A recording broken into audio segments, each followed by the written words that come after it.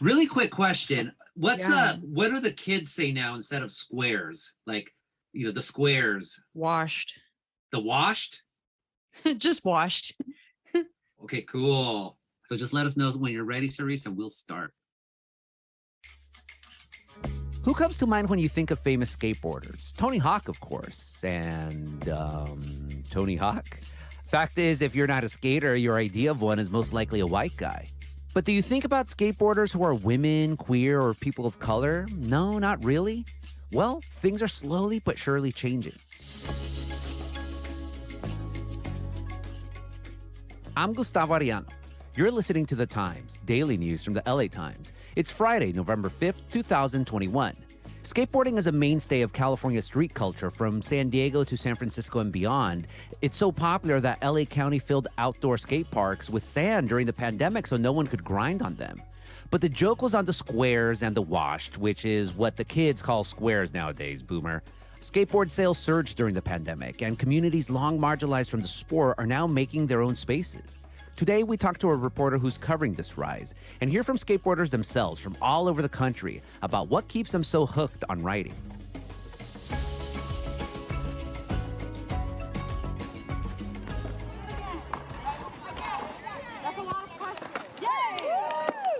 Cerise Castle wrote about this growing community for the LA Times Image magazine, both as a chronicler of the scene and as a skater herself. Cerise, welcome to the Times. Thank you so much for having me. Yeah, so how did you get into skateboarding?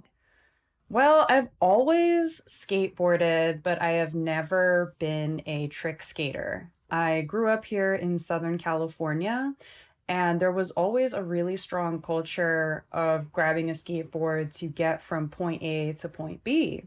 So throughout my childhood and when I was a teenager, I longboarded a lot to get from, home to school to bonfires on the beach to meet up with my friends. But I would never go to the skate park, and I never rode the traditional popsicle board and never attempted anything like an ollie or a kickflip. So I'm a total washed guy. So what's a popsicle board? What's a longboard? What are all these tricks, and why was it important, or why did it bother you that you would see people doing that and you didn't see people that look like yourself in that? So, a quick breakdown for you on the different types of boards. A popsicle board is the typical thing you think of when people say skateboarding. It has the rounded top and bottom, and it looks like a popsicle stick. The longboard has a more pointed end, like a spooky fingernail or something.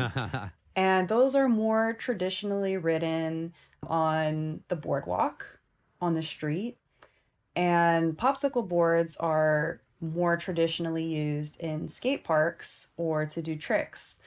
I was always interested in learning how to do tricks, but it never really felt like something that I could do because these spaces were dominated by white men. And whenever I attempted to enter the space, I was leered at. People would physically prevent me from participating, whether that's skateboarding in front of me across my path or just, making it impossible for me to even enter the skate park. I was always welcome there to watch and flirt with the guys, but never as an active participant. As an outsider, it just always seemed to be skateboarding was like surfing, which is very white, very bro-y, just doesn't want outsiders. And yet, historically, at least, we're into skate parks, we're shredding, we're doing all that stuff. Yeah, thinking of popular skateboarders when I was growing up, it was really just like Tony Hawk and other white guys like him. There never really was anyone that looked like me, elevated by skateboarding culture. And I never saw people that looked like me participating in the skate park in the way that I wanted to. Why do you think skateboarding kept out people of color and, queer folks for so long? Unfortunately, when you have, a group of people that is homogenous, especially when it's cisgender, heterosexual males and white males, I'll say, there's this tendency to just sort of bring the wagons together and form a circle and keep it that way, keep it just for them, which is really unfortunate because skateboarding is such a great community building tool. And it is sort of like outsider culture. Even when we're looking at white culture, skateboarding has always sort of been seen as something that is engaged in by the rebels, by people that don't necessarily fit into the dominant culture. And it's a lot like blackness or queerness, things that are, inherently rejected by that dominant culture as well. You would think that there would be more of a natural marriage between the two, but I still do experience anxieties and, some of these feelings that I'm discussing when I enter the skate park alone. But I hope that as more groups, come together and find their way into the skate park, that changes. We'll be back after this break.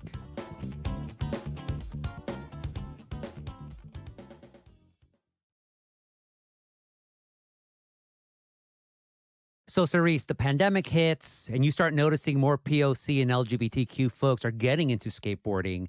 So you find out about this collective called Booze Cruise.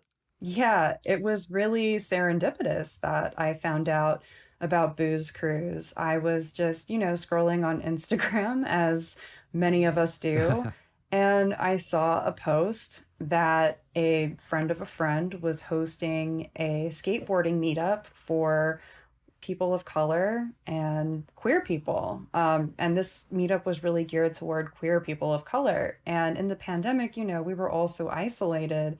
Seeing that there was a gathering of queer people of color, of which I am one, I was really excited. And it was around skateboarding, which is, this thing that I've loved my whole life, but haven't really been able to engage with in a group like I had wanted to. So as soon as I saw that, I cleared my calendar and began planning.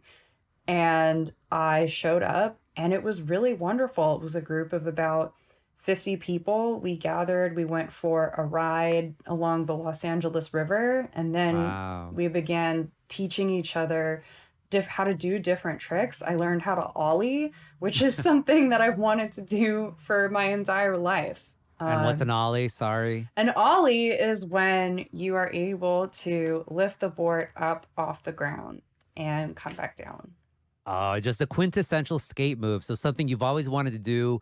These previous spaces just never even gave you the opportunity to do so. And here you have Booze Cruise just saying, hey, this is how you do it. Let's all do it. Exactly. And it felt like coming home. It was something that I had always been looking for, and it was never there. And I'm so grateful to Yaya Chavez for starting this group and bringing us all together. Booze Cruise is all about giving a space, a safe space to non-binary, BIPOC, trans women who are learning how to skate, whether that be on a skateboard, whether that be on rollerblades or roller skates. Essentially what it is just making sure that it is an inclusive space and safe one in a skate park. We meet once a week, and I'm continuing to learn new skateboarding skills. I recently built my very first popsicle board, and I went into the skate park for the first time and rode down the ramp, and it was quite a moment for me. What does skateboarding then as a whole have to do to continue to be more inclusive or just be more inclusive, period? I'm really happy to see groups like Booze Cruise coming together and taking up space in the skate park and being, unapologetic about who they are and, maybe not being the best skaters in the park, but just through us being there, I've seen other people that, you wouldn't have seen in the skate park, a few years ago, like moms with their, toddlers in the skate park. We'll have people with young daughters come up to us, and they'll see a bunch of femme people in there, and they'll say, wow, like, this is so great for my daughter to see this. One woman even said to her young daughter, see, honey, like, girls can skateboard too. And they'll come back sometimes and skate with us. And I think that's a really important part of it, is just, showing each other that, hey, like, we can be here. We can take up space here too. This isn't, just for them. There's room for us. Cerise, thank you so much for this conversation. Thank you.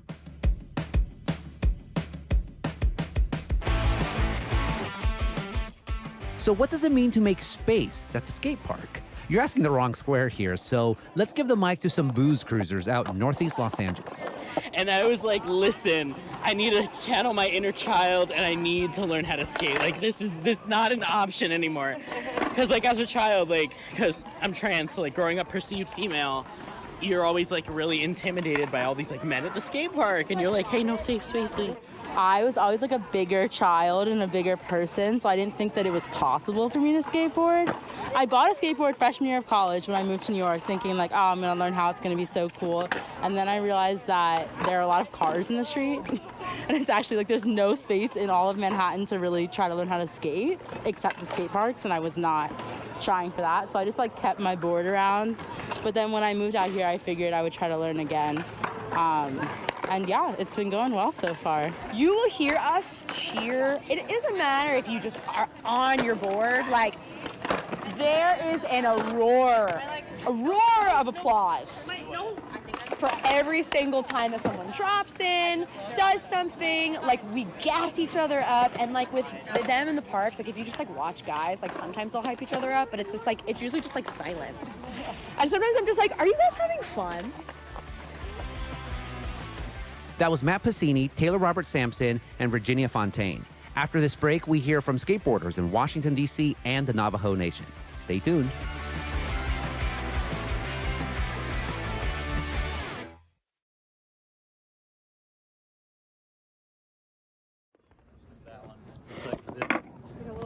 My name is Kadia Montero.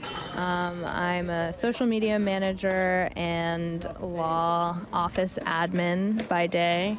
And we're at Shaw Skate Park in Washington, D.C. We got some folks out here skating, some other folks posted up, chilling. We got a dog, having a good time. It's a nice day, and it's early, so there's not that many people here, but it's good.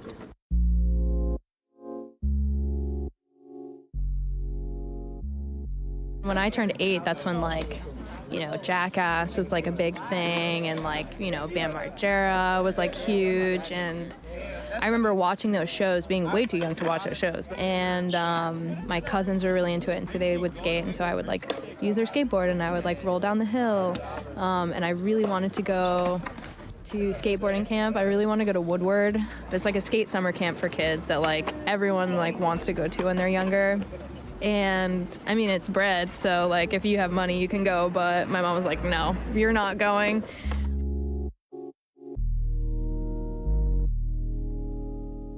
When I started skateboarding, that's like when the social media boom really happened for like non-men skaters that were like posting a lot of clips, and like the community I saw was like really growing, and just like the access that I had like to other people on Instagram was like, oh, I see people that like look like me that are doing this, and like I can do it too. So yeah, shout out to Instagram.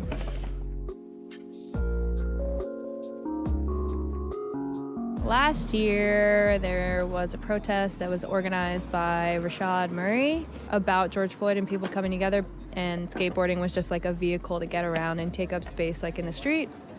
You just see how like social ills seep into like every facet. Like skateboarding has the same issues with racism as the outside world, and same issues with misogyny and misogynoir, and obviously things were really ripe.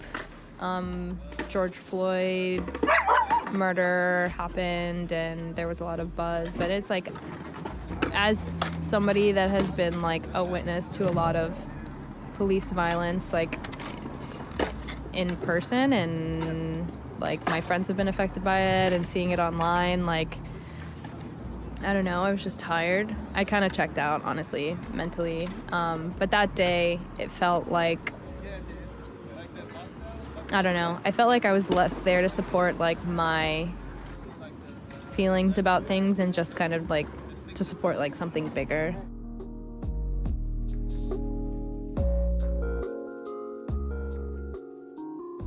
the skaters in DC, and I'm sure in every city that have been doing it for longer than a decade, feel very protective over it, and which I understand.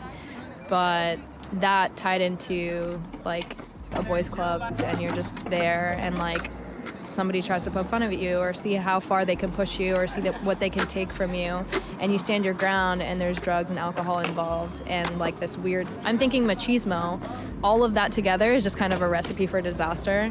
So like if you're, you know, a woman or non-cis men, and you stand up for yourself, like that's seen as a challenge to a lot of people.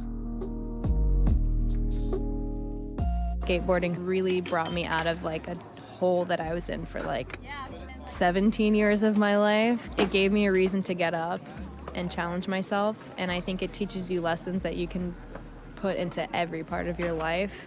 Instead of being like, I can't do this, I would be like, I can't do it yet. So that's something that's priceless that I can't let go of.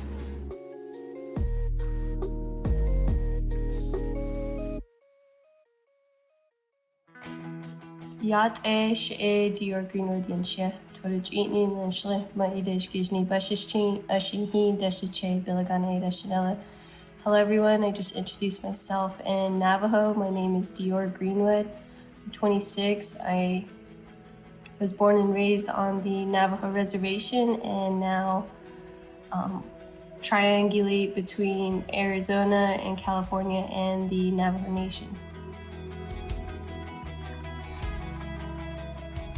When I got my skateboard, I realized that there was a skate park close to home, about 30 to 45-minute drive. But the skate park, well, when I got there, it wasn't on concrete. It was on like the roughest asphalt you can think of. So like if you even just fell, you know, you would be like, you would have little chunks out of your skin, and it was terrible. This is kind of crazy, but that's where I discovered who is like a big mentor to me now. Her name is Cecily Todicini. Currently today, she is Navajo Nation's like top #1 female street skateboarder. And, you know, she's done a lot for the community. She's managed to replace that skate park in Gallup, New Mexico with one that's actually, you know, a skate park, you know, has the right concrete and the right obstacles and just the right environment. I went through, I would like to think, like the phases of skateboarding. You know, I got into it just to learn balance, and then I moved to the city at 17 to pursue higher education. And when I got to Phoenix, Arizona area, I seen everywhere was paved. I didn't have a vehicle, so I used it as a survival tool, skate home my groceries and my water. And then that's when I said, okay, I want to go into a skate park to, you know, do some tricks. I entered my first skate contest, and after I wanted a prettier skateboard, you know, something that motivated me. So I was just spray painting on top of skateboards just to make it more tribal and more native and more appealing to me, and pretty, like rug weavings. When I would show up to an area with around like Native youth, I showed them my skateboard that I spray painted, and they seen the tribal artwork on it. I could see the expression in their face, like they've never seen something like that before, and they wanted to like pick it up and hold it.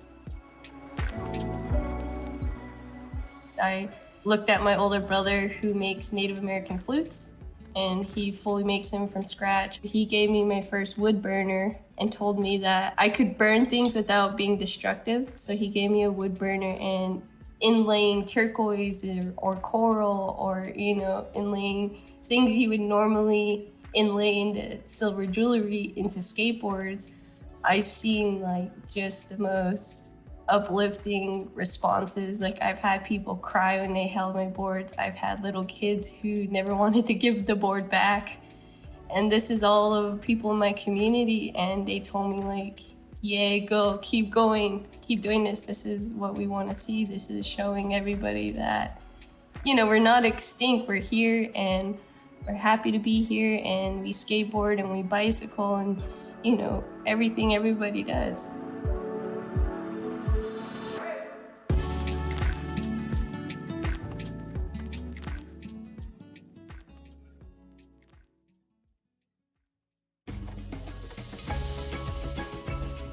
And that's it for this episode of The Times, daily news from the LA Times. Next week, more random randomness. The history of violence against Chinatowns, the long march of marijuana legalization, and are fraternities finally over? Our show is produced by Shannon Lynn, Denise Guerra, and Melissa Kaplan. Our engineer is Mario Diaz. Our editors are Shadi Hilton and Lauren Rabb, and our theme music is by Andrew Epen. Special thanks to Julia Turner, Hector Becerra, and Shelby Grad. I'm Gustavo Arellano. We'll be back next week with all the news in Desmadre. Gracias.